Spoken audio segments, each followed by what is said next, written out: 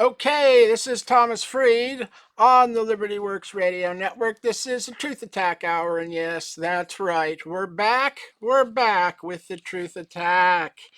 Okay, so we are the Liberty Works Radio Network, and we do need the support of the members of the listening audience to keep the network broadcasts coming and the network operating. So, we sure would appreciate it if you could find your way over to the LibertyWorksRadioNetwork.com website. Get signed up as a monthly subscribing member, even if it's as little as $10, $20 a month. Every membership counts, and we do need your support to keep the network operating. And if you want to get fully informed on the unconstitutional enforcement operations of the Internal Revenue Service, the Department of Justice, and the judges of the lower federal district courts and the U.S. Circuit Courts of Appeals, which has been exposed, the unconstitutional enforcement of the tax system by the IRS, the DOJ, and the federal judges has been exposed by the Supreme Court as a complete and total constitutional fraud. That article, SCOTUS kills the income tax, they killed the enforcement of the income tax as currently enforced for the last 50 years, by declaring that the tax is not a direct tax that's non-apportioned, which is what the government has been arguing and the courts have been ruling for 50 years fraudulently. The whole basis for the tax in court is a constitutional fraud, and the Supreme Court has exposed the fraud.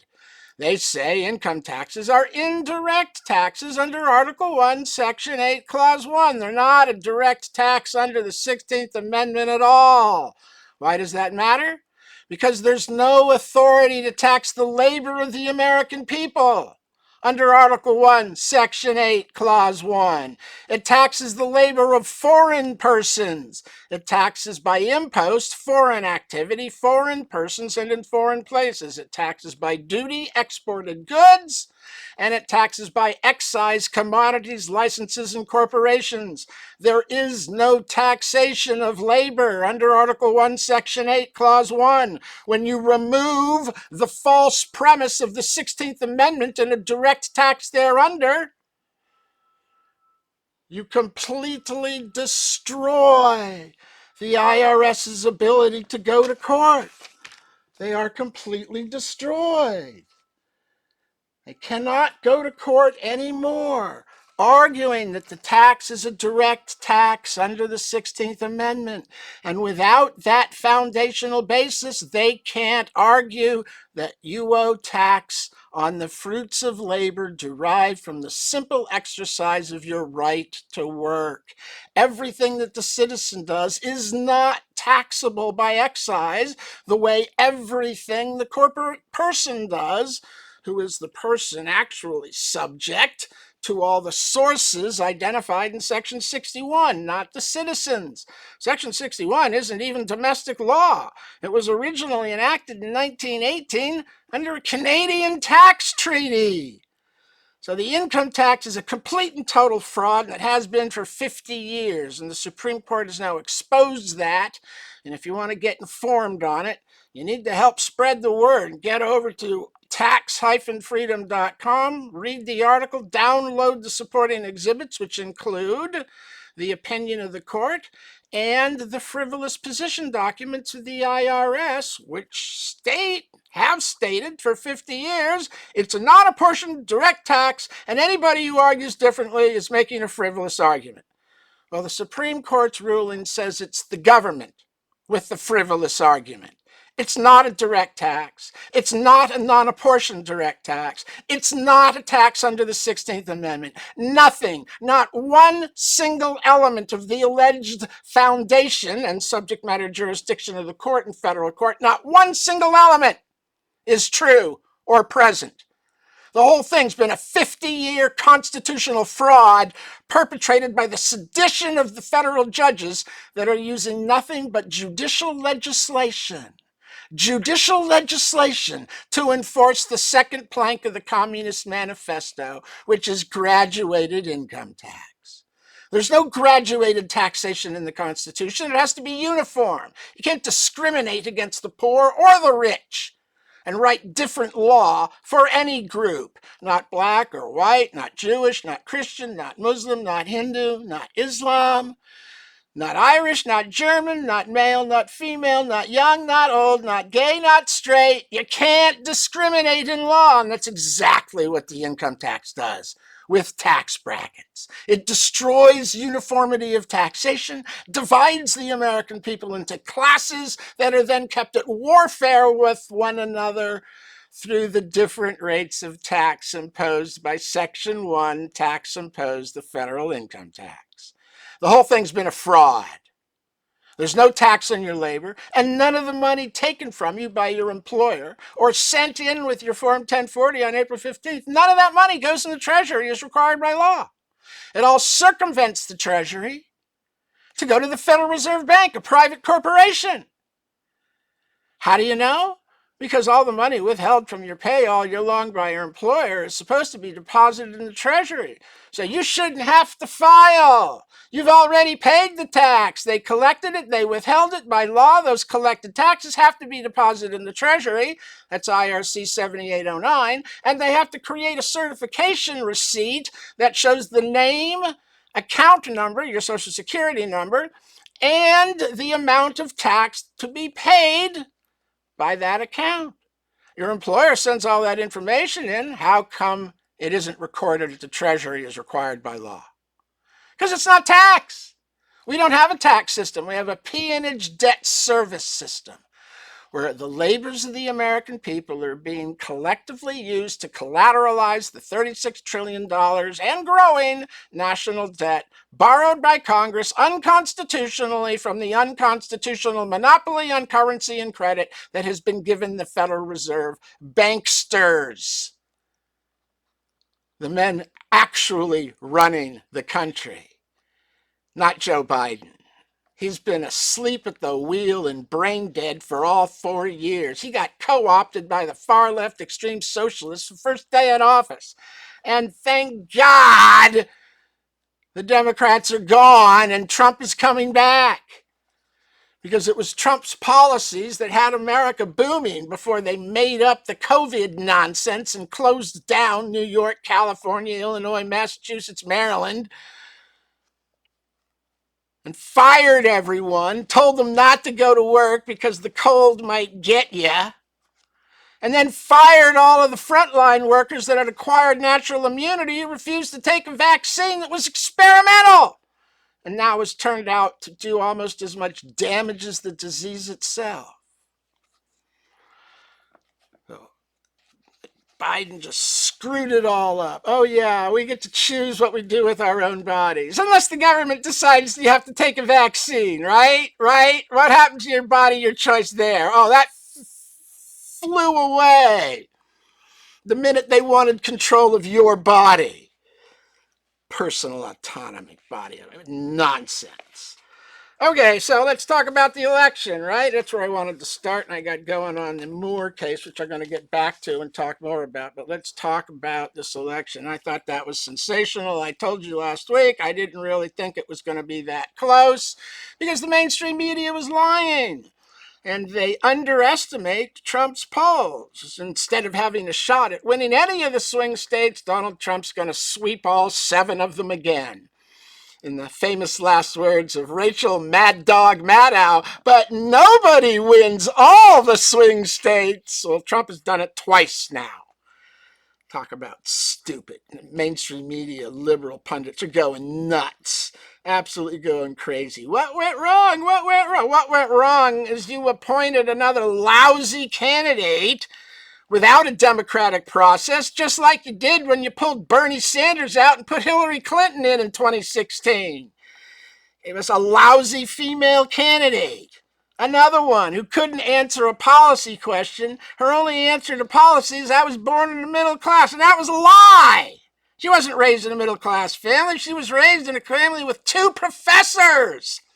That's elite academia. That's not middle class. And of course, until the election, she was never black. She was always Indian and Asian, not black. So thank God they're gone. The policies were catastrophic right from day one, with opening the border and canceling the Keystone Pipeline, which sent a bad news message to the futures market, drove the price of gasoline and diesel through the roof. And that fuel cost, that higher energy cost, immediately cascaded into the price of all the products on all the shelves in all the stores in all the cities and all the states in America. And it was that cost increase of energy, gasoline and diesel fuel, that initiated and initially drove the wave of inflation. It wasn't printing too much money. The American people didn't have too much money in their hands. You didn't see anybody running around with a wheelbarrow full of cash looking to buy a loaf of bread that they couldn't find. All the money's ended up on Wall Street, pouring into the stock exchange, just like the editorial cartoon I've shown you before depicted would be happening in 1913 as the octopus of the Federal Reserve Bank wraps its tentacles around every element of our society. The banks, the government, the White House, the Treasury, the farms, the businesses, the factories, and takes control of everything. Because when you give away control of your currency, you're giving away everything. He who controls the currency controls the nation.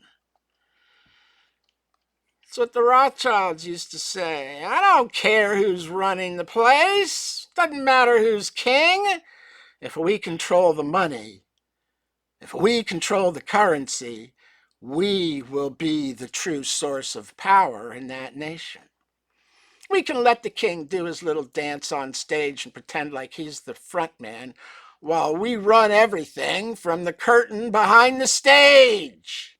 Remember the Wizard of Oz? Yeah, well, that's the Federal Reserve Bank, isn't it? So, Biden is gone, and now his legacy is going to be one of dementia, senility, Parkinson's, open border, crime, inflation, war, failed foreign policy, failed domestic policy, and a foreign invasion of America, where they actually ushered in, what, 12 million people across the last 4 years? Okay, you want irony? You want real irony? The Biden administration, Biden and Harris, walked in 12 million illegal aliens over the last 4 years. And in this election, they lost 12 million votes. They lost one vote for every illegal alien they walked into the country. In 2020, Biden supposedly got 81 million votes. And then Tuesday, he got 69 million. They're still counting. It's going to come out right around 69, 70, which means he lost 12 million votes as they walked in 12 million. Now that's real irony. They lost one vote for every future voter they ushered in. At least that's what they were hoping when they ushered in, that they would become future voters. But every single future voter they brought in cost them an actual voter in the next election. Now that's entertainment and irony. So they did themselves in. Meanwhile, Trump lost 1 million votes, but still won. How about that, right? He had 74 million in 2020, and he got 73 million this time. So Trump lost 1 million and still won. They lost 12 million, one for every illegal alien they walked in, and that was the end of the Biden-Harris administration. So we'll get back to what his legacy might be remade as right after these commercial messages. I think I hear the commercial break coming up. So this is Thomas Freed on the Liberty Works Radio Network. If you're not signed up, please take the time during the commercial break to get signed up. And if you want to get informed, find your way over to tax-freedom.com and start reading. I've got lots of material there that America needs to read. I'm waiting for the rest of you to wake up. I've done my part. I found it. I did it. I put it up. The rest of you need to spread the word. The income tax is a complete and total fraud, and there's not one single attorney in the country that can argue against that anymore.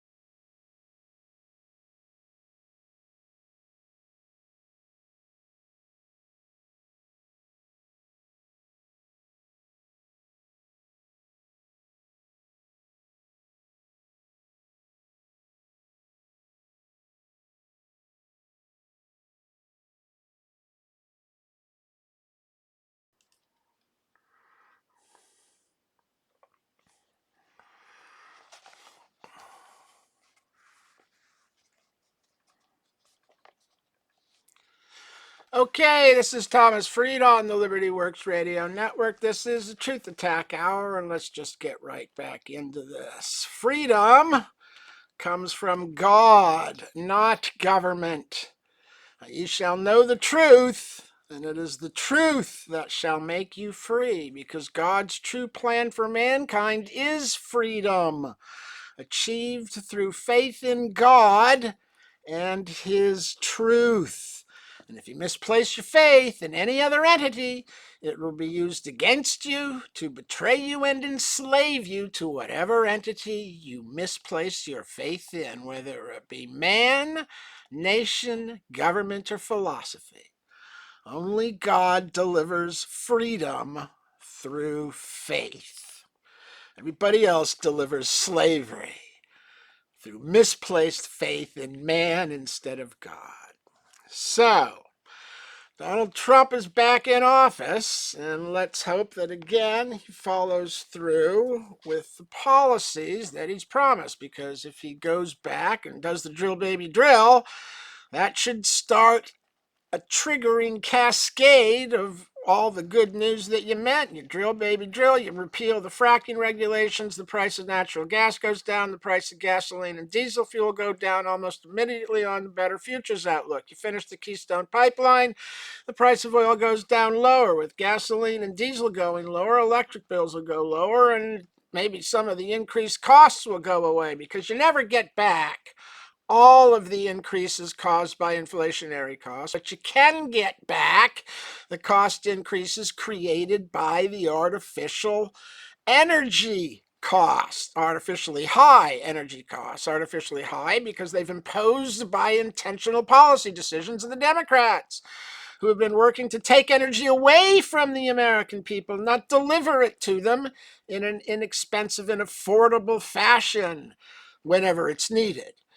You can get it when the wind blows and the sun shines, but God forbid it be cold. Okay, so drill baby drill brings the costs down. That stops inflation and starts an economic recovery that should cascade through the whole economy, providing more job opportunities as more things become affordable, as the materials to do them go down with the energy prices to do them. So energy, I've said before, it's everything. It's your economy, it's your jobs, it's your profit, it's virtually everything. When energy is cheap, the economy booms. All boats float on the high tide. When energy is expensive, people can't even afford to get to work 5 days a week to keep paying the monthly rent. Things deteriorate very rapidly thereafter. So cheap energy is everything, and the Democrats were using energy to try and take control of American society and economy rather than to represent it. And all of their policies were dictating agenda, not representing the American people with sound policies that improve the quality of life for everyone by keeping energy cheap, freedom high, regulations low, and businesses running without interference or heavy-handed regulation, which is what Biden's been all about, together with weaponizing the legal system to attack not the criminals, not the cartels, not the illegal aliens, not the crime, not the shoplifting, but political opposition, the Catholics opposing abortion, the parents opposing critical race theory in school, the Trump family, the Republicans, the conservatives, the January 6th protesters who were kept in jail for over 2 years for trespassing. And Biden is still looking for more money to prosecute them. Talk about an idiot. Weaponize the justice system and the legal system against his political opposition. The man should go to jail, which is still a possibility for his legacy.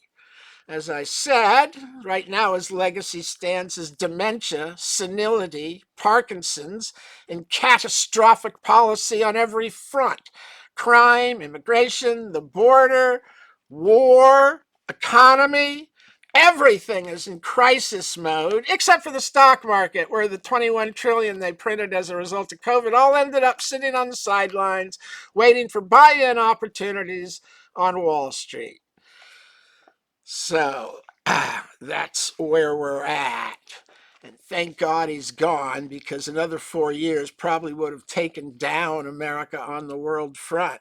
I think that restoring the drill baby drill policy also leads to the restoration of the petrodollar with OPEC and Saudi Arabia. They don't really want rubles or won or real or rupiah. They don't really want the currency of the BRICS. Nothing can substitute for the paper dollar. The people who work in Saudi Arabia, the foreign population they bring in to do all the labor, they don't want to get paid in real or rupiah or rubles or won. They want to get paid in dollars, because that's the currency their home villages and their families don't have. And their families, because they send home dollars from Saudi Arabia, live like wealthy people in the villages in India and Pakistan and Afghanistan or wherever the workers came from. Because the dollar is king and the other currencies are crap. They're worse than the dollar. As bad as the paper dollar has become with the printing of it, the other currencies are even worse. And right now, that's actually one of the problems we're experiencing, is American goods are too expensive in overseas markets because that dollar is strong and the foreign currencies have collapsed. Even worse than the dollar, despite the fact that you got the BRICS getting together to pretend to be talking about replacing the petrodollar. Saudi Arabia isn't going to take any other currency but dollars, and when Trump gets back in office, that's going to be one of his first priorities, is to get together with Saudis and the OPEC and restore the petrodollar. Because that's what keeps the dollar sound and will eliminate inflation from taking control. Because as long as the foreign governments have to hoard dollars, you won't really have to worry about there being too many of them in circulation in America. You only have to worry about that when Saudi Arabia says no more dollars, which is what the Biden administration nearly drove them to do by supporting Iran rather than Saudi Arabia. I'm a complete moron on foreign policy. Every single policy he made was a mistake. He didn't defend the Ukrainian border, so Russia marched in once they massed the troops with no opposition. If you don't defend your border when foreign troops mass on it, you're inviting them in. And that's what Biden did. He didn't want to provoke Putin, so instead he invited him in. And you've been at war ever since, in an endless artillery battle over land with Russia in Russia. Come on, people. Really? Really? Really? Yeah, right. And of course, the Dems are in denial. Oh, it's misogyny, it's racism. You idiots. You idiots. It's got nothing to do with her color. It's got nothing to do with her gender. It has nothing to do with her ethnicity. It has everything to do with her insane policy history and inability to say anything that made sense about any policy she was going to put in place after being elected as president, other than the policy of being from a middle-class family. That seems to be her only policy. How she theorizes that as policy? Your guess is as good as mine. You tell me. Send me a comment. How does I'm middle class? How is that policy? How does that answer a question about crime, immigration, the border, energy, anything? Anything. And how is it possible an attorney general, that's what she was for California, was the state, how is it possible the state's attorney general does not understand that the Dobbs decision means she couldn't write an abortion law to codify Roe v. Wade, even if she had 435, and 100 senators, even if she had 535 members of Congress. She couldn't write it. The Supreme Court would strike it down. Dobbs means it's a state issue. There's no more federal law possible, neither from the Republicans banning it nationally, nor from the Democrats reviving Roe v. Wade nationally. It can't be done. Any attempt to write such legislation will be immediately stricken down by the Supreme Court. How is it possible for an attorney general to be so fundamentally stupid about the Supreme Court decision? Because she's out there lying to you, telling you elect for me and we'll codify Roe v. Wade. She can't do that. She should know that. So either she really is an absolute idiot, or she's lying to your face, knowingly and intentionally, thinking you're too stupid to figure it out. And the mainstream media sure ain't doing anything to clarify the matter, are they? No, they've hopped right on board the old codify Roe v. Wade. It can't be done without amending the Constitution, which takes 3/4 of the states. Good luck. Good luck. And of course, we don't need a new law to control the border. We need a president that will enforce the law as written, instead of telling us the system's broken because Congress won't pass a new law. No, it's broken because you won't enforce the existing law and have used executive orders to circumvent it, to actually enter into a conspiracy to orchestrate an invasion of 12 million illegal aliens across the last 4 years, in a pathetic attempt to replace the lost votes in states like California, Illinois, and New York that are leaving those states because of the high tax, high crime, high regulation environment that no longer makes it a quality of life place to live unless you're behind a gated community and don't shop in any stores. They're leaving for Idaho, Florida, and Texas, the no-tax states. Low crime, low regulation, no tax. So with the citizens leaving California and New York, those states are going to lose votes in the Electoral College and in Congress, and they don't want to lose political power, so they're bringing illegal aliens in as fast as they can to count them in the census so that they won't lose representation in Congress or in the Electoral College. They'll essentially be giving representation to foreigners rather than citizens, which of course dilutes the representation of the rest of the states by allowing California and New York to artificially increase their census counts. They cheat the rest of America out of their rightful share of honest representation. If you're going to count the illegal aliens, they have to be counted in a separate category so that while you get the total number of people, you at least have the right number of citizens upon which congressional representation and possibly electoral college representation too should both be based on citizens, not just aliens who have been allowed to invade and fill up a state since all the citizens left. And of course, that means all the productivity leaves the states, and the states will end up begging the federal government for funds to feed the illegal aliens. Just like what's happening in New York, Chicago, San Francisco, and the other cities now. Right? They want ICE to come up with the money. They want the federal government to come up with the money for the state to house them in the city. We can't do this. It's your problem. No, you idiots. You declared yourself a sanctuary city. Now it's your problem. You got what you asked for. You asked for stupidity, and that's what you got. Stupidity in spades. So they're in denial. It's got nothing to do with her race or her gender. It has everything to do with her sick, sick policy positions on crime, energy, immigration, inflation, gasoline prices, diesel prices, EVs, fracking. It's all her policy positions, which are bad for the American people.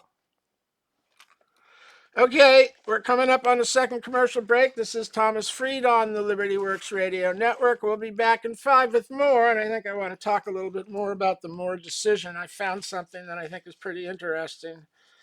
Not really sure what to do with it. Okay, we'll be back in 5.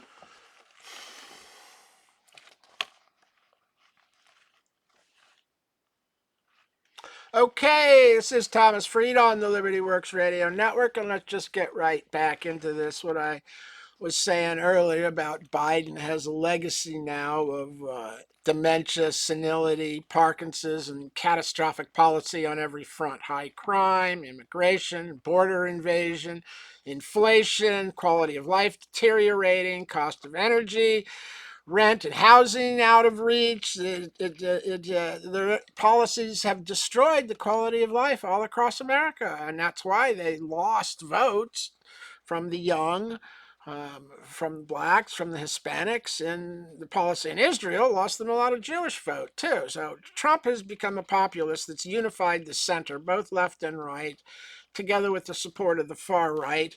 Biden's legacy is now one of failure, dementia, and catastrophe, but he has an out. He can rewrite his legacy if he wants to. And personally, I think he may need to, because they have all the bank records now on the money flow from China and the Ukraine to Hunter and to Joe's accounts, as well as all the members of his family.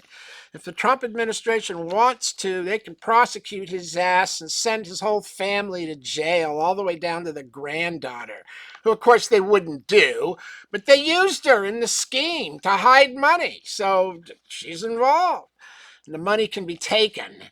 So if Biden doesn't do something to get rid of the problem, he's at the mercy of whether or not Donald Trump will allow his DOJ to go after him. And personally, I think Trump probably wouldn't interfere. If the DOJ decides to go after him, they will. So Biden could be going to jail. That could be his legacy if he doesn't pay attention. But if he wasn't qualified to run for office, he's obviously not qualified to be in office. And that becomes his out to rewrite his own legacy, because he can still give the Democrats in America their first black female president.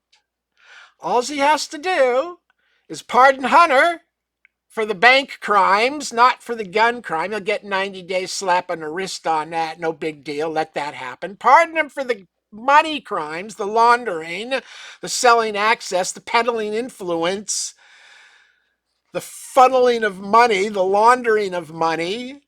Pardon him for all the money crimes, and then resign so that Kamala becomes president for 60 days, and she pardons Joe for all the money crimes.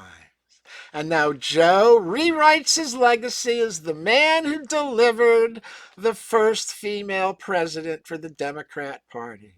And nobody will remember. He was a senile Parkinson's dementia catastrophe in policy, raised rates, inflation, and destroyed America, or the quality of life for most Americans. But he'll be the savior of the Democrat Party because he gave them the first female president. So, Joe can rewrite his legacy. All he's got to do is resign and admit he's not fit for office. He can use that as the excuse, and then Kamala steps up. She gets to be president for 2 months, and then she can show us all those policy decisions she was going to make. Yeah, right. And Biden gets to be the author of his own legacy rather than the conservative and mainstream media, which is going to write him off as a dementia patient.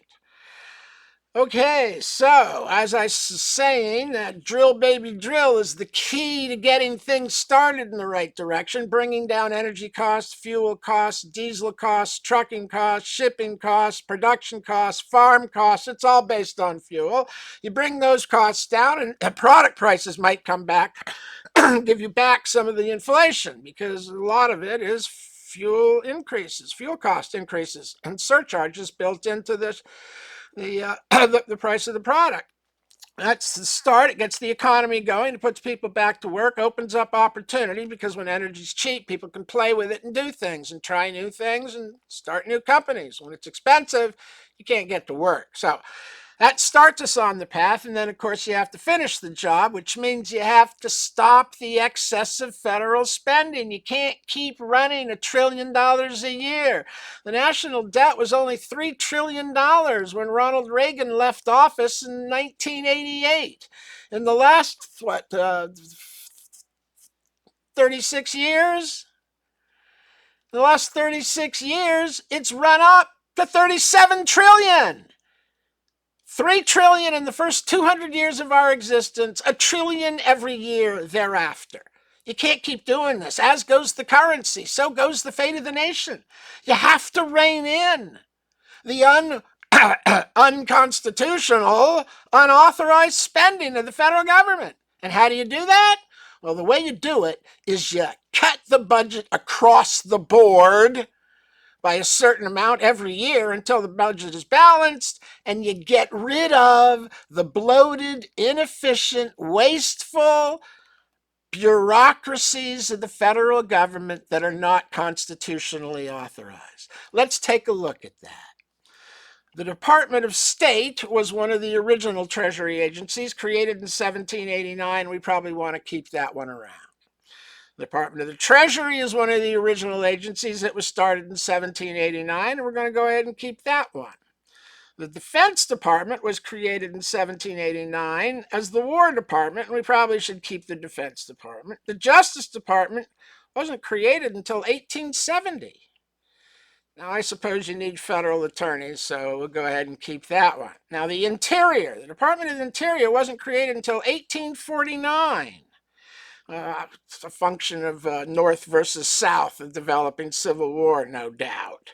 Have to look into that. But there was no authority for them to seize control of the interior, the states. They have authority over interstate commerce, but not the interior.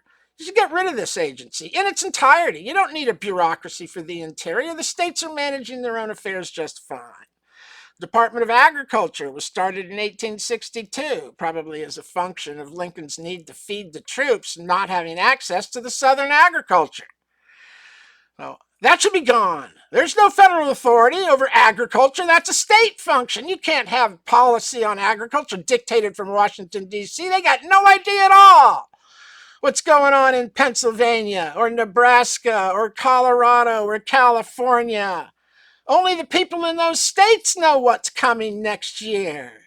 Federal government can't write one policy for all of those places. That's insane. And the money they're spending on subsidizing farmers not growing is a big part of the problem. So get rid of the Agriculture Department. Commerce, 1903. Get rid of that. They've got no authority over commerce, just interstate commerce. You can jam this function into the State Department. Labor, created in 1913. Why?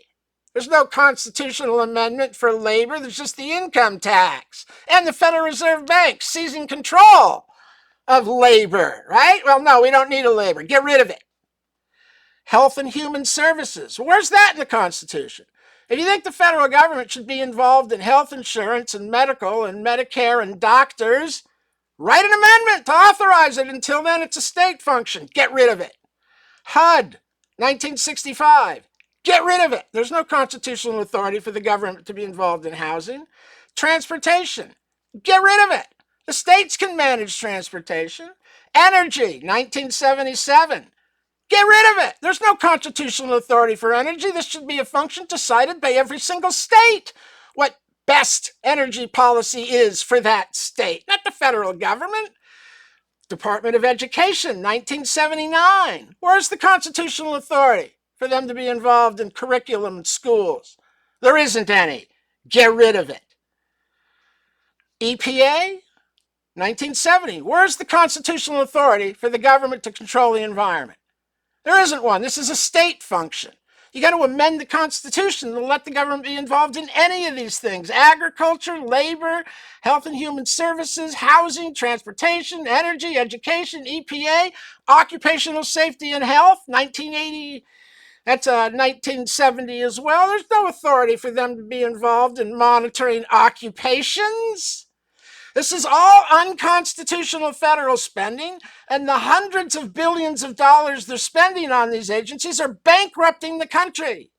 You need to close every single one of these agencies, get rid of the unconstitutional operation, and cut the budget across the board for these agencies 10%, and deliver the money proportionately to the states to administer the function of that agency under a state agency using their share of the federal budget to run the agency, cut by 10% every year until the budget is balanced, or 7% every year till the budget is balanced. You get rid of all these agencies, and you no longer will be wasting the federal money, and that will bring down the deficits and the debt and get control of the currency back in hands of the government by reducing and eliminating the wasteful federal spending.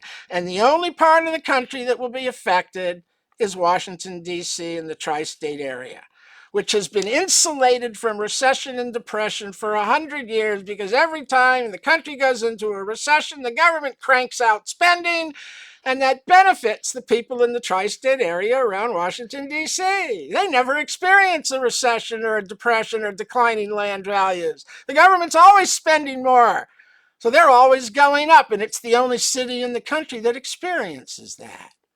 So maybe it's time that ended too. Let's distribute the money to the states and let them decide how it should be spent on the interior, agriculture, commerce, labor, health and human services, housing and urban development, transportation, energy, education, environment, occupational safety. All of these things should be state functions, not federal. They were all created out of thin air by executive order in the years laid out. None of them were done under constitutional authority.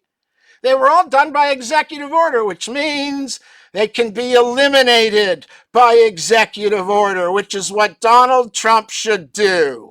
And the Republican Congress should cut the budget for all of these agencies across the board 10% and deliver the funds in proportionate shares to each of the states to expend in that area as best benefits the state, not the federal government. It shouldn't be dictating energy policy to the country, because Pennsylvania's energy policy is going to be different from Oregon's or Colorado's or Texas's or Florida.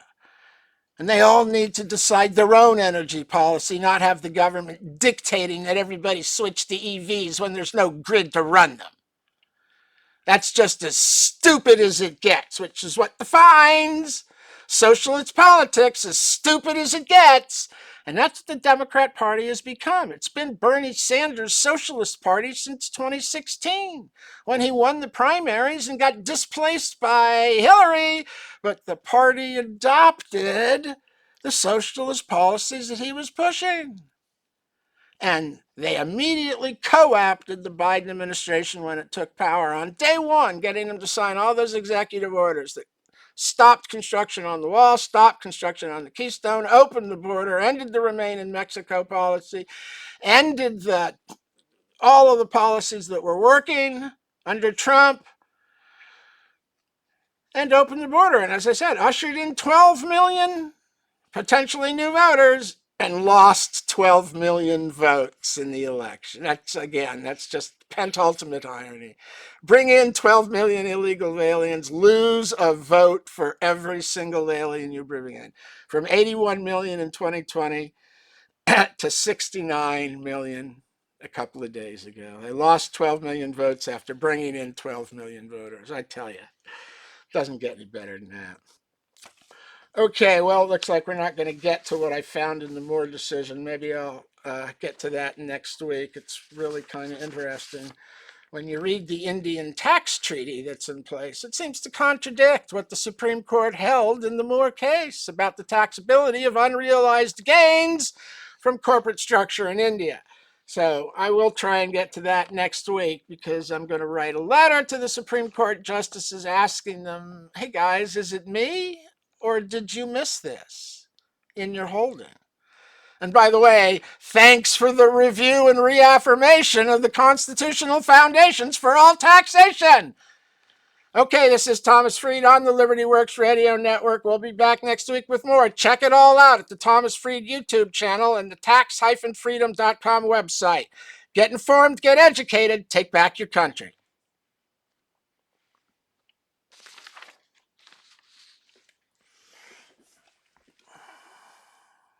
Thank you.